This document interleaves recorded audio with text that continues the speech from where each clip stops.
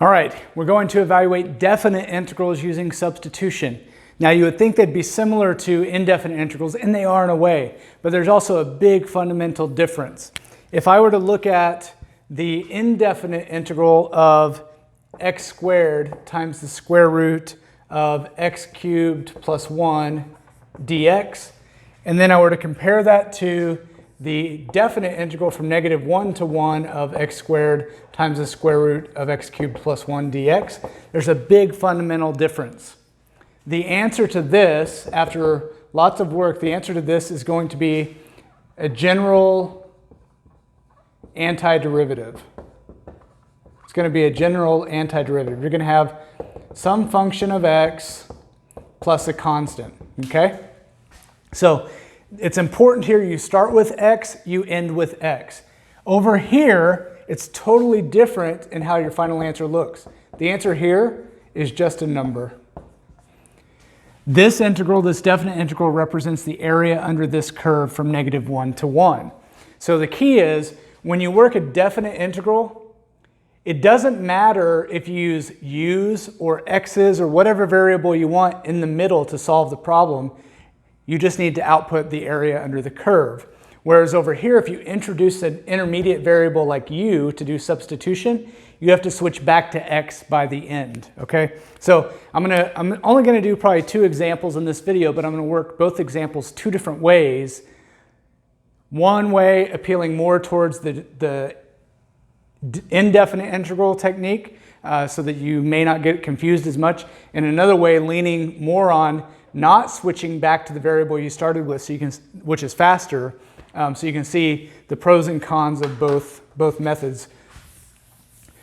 They're equivalent to one another, but they have pros and cons in the actual mechanics. All right, so let's evaluate this definite integral that I just mentioned, -1 to 1 of x squared times the square root of x cubed plus 1 dx. Now, either technique we use, we're going to do substitution because we have a cubic function inside another function, the square root. So we're going to, in this case, let's let u equal x cubed plus 1 so that du is 3x squared dx, and I need x squared dx, so I'll multiply both sides by 1/3 to see that x squared dx is the same thing as 1/3 du. That's going to be useful for both techniques. Now, method 1 that I'm going to use, so let me kind of put this off because we'll keep that for both. So method 1 is do substitution and switch back to x. So switch back to x before calculating the area, okay? So that's going to be one way we're going to do that. So what we'll do now is we're going to rewrite our integral. One thing to keep in mind is this is dx. What that indicates for us is that these limits of integration are x values. And so you're going to find that it might be useful to label x equals whenever you're using substitution because you're going back and forth between x and u. So in this case, what I can do is I'll just put the integral from x equals -1 to x equals +1 because the goal now is to change my integral to be in terms of the u that I created. So the square root of x cubed plus 1, well, that's u under a square root. So that's the same thing as u to the 1/2 power. And then what remains is x squared dx, which can be replaced with 1/3 du. So I'm going to put my 1/3 coefficient out here and my du inside. And so this is where you start to run into trouble with definite integrals with substitution. If you don't label these as x values, this -1 and this 1, it's assumed that they're u values. This du tells you the values of these unless you override that by manually stating that they're x values. So this should throw up red flags that, hey, I've got to be careful here because these are x values. So the way to proceed is to evaluate your antiderivative in terms of u, which is 2/3 u to the 3/2, And you don't need your plus c anytime when doing a definite integral.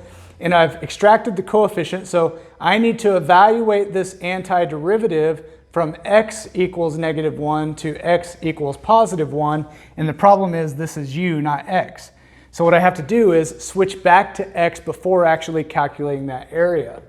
So I get 2/9 times x cubed plus 1, that's my u, to the 3/2 power, evaluated.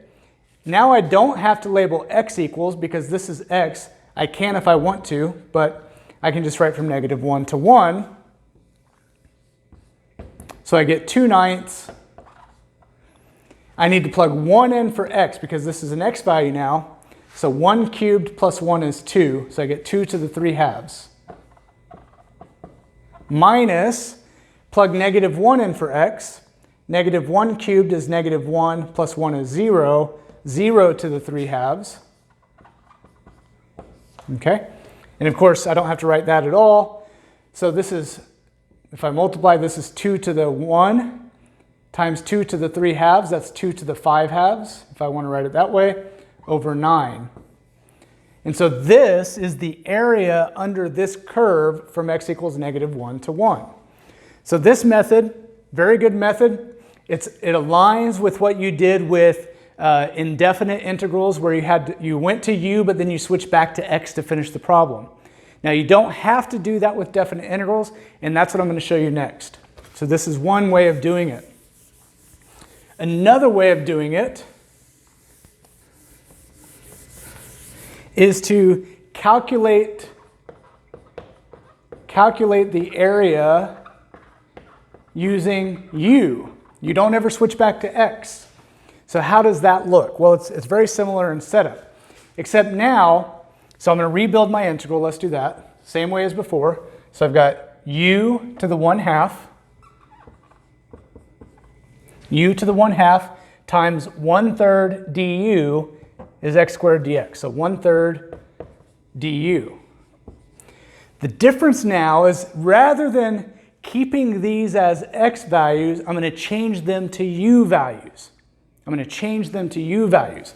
So here's how you calculate u. So I'll use a different color to do this. So if x is -1, I need to figure out what u is, and that's going to be my new lower limit of integration. So if x equals -1, u equals -1 cubed plus 1, which is 0. So that turns into my new lower limit of integration, which I'll write as u equals 0.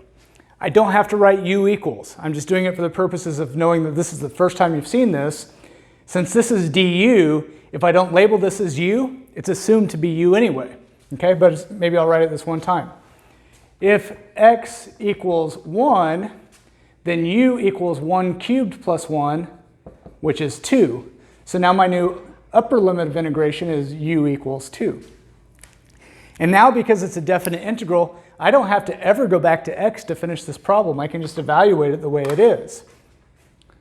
So I get 1/3 times 2/3 u to the 3/2. And now I can evaluate that antiderivative from u equals 0 to u equals 2.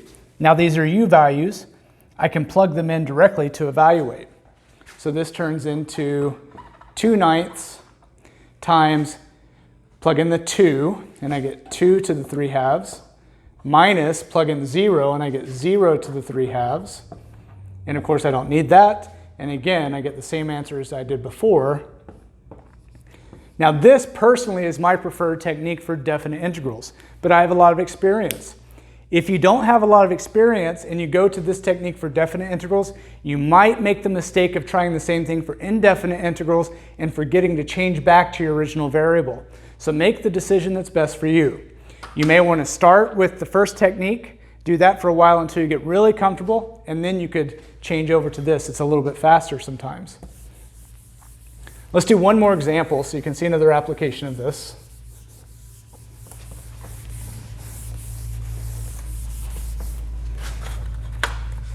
Let's look at the integral from 0 to pi of cosine squared x sine x dx.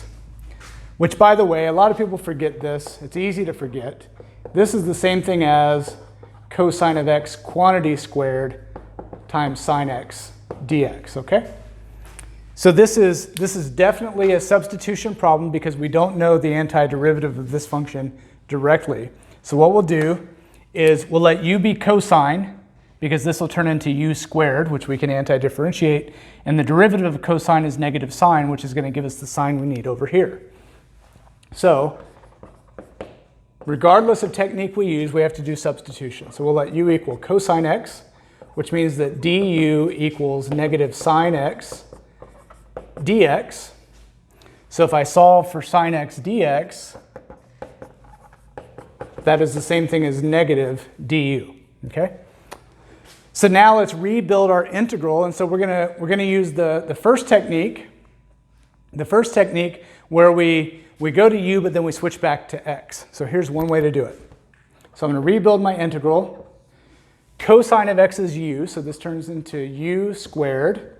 Sine x dx is negative du. And then I need to put in my limits of integration. And because I'm going to stick with x in this technique, I'm going to label, since they're not u values, I have to label x equals 0 to x equals pi. Okay? And so that's going to keep me from thinking that these are u values along the way. The antiderivative is negative, and then 1/3 u to the third. I need to evaluate that from x equals 0 to x equals pi. So I get negative 1/3. I need to change my u back to x's, so I'm going to replace u here with cosine. So I've got cosine of x to the third power, and I need to evaluate that from x equals 0 to x equals pi. And so I get negative 1/3. Plug in pi for x. The cosine of pi is negative 1. Negative 1 cubed is negative 1. Minus the cosine of 0 is 1. 1 cubed is 1. So I get negative 1/3 times negative 2, which is positive 2/3. Okay? So this is the technique where we used u just in the intermediate steps to get through back to x and evaluate the integral. Let's do it using the other technique where we actually evaluate the integral using u only. So the only thing that's going to change now is I still rewrite my integral the same way, except now I need limits of integration that are u values. I need limits of integration here that are u values. So if x is 0, then u is the cosine of 0, which is 1. And if x is pi,